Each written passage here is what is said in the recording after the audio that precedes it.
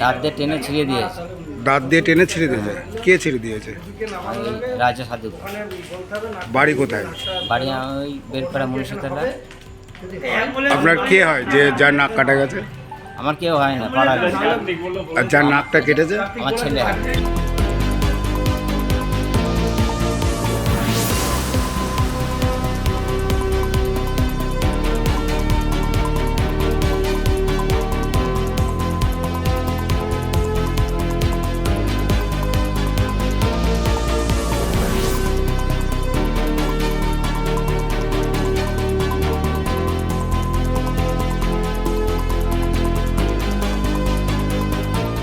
সরস্বতী পুজোর পরের দিন আমাদের ক্লাবে ওখানে খাওয়া দাওয়ার আয়োজন আছে।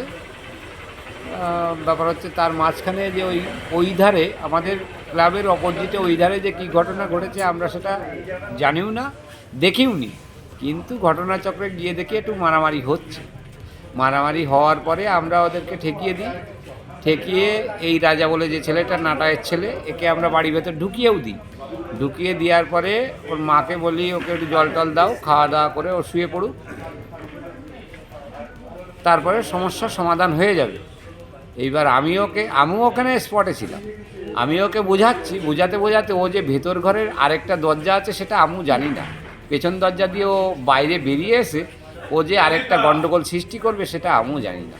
তারপরে এই গন্ডগোলটা হয়েছে, আমরা ভেতরে ক্লাবে খাওয়া দাওয়া করছিলাম, ব্যাপারটা হচ্ছে এই। তারপরে এই ছেলেটার পরে শুনলাম যে এরকম নাকের এই জায়গাটা যেন তেন কারণে উড়ে গেছে, এখন কামড়েছে না কি করেছে সেটা আপনার চোখে দেখিনি, না দেখা পর্যন্ত তো বলা সম্ভব নয়।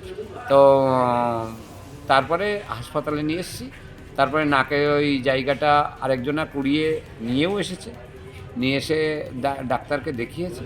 দেখানোর পরে ডাক্তার বলেছেন এখানে হবে না, কল্যাণী জওহরলালে নিয়ে যান, তারপরে কি হবে ওখানকার সিদ্ধান্ত।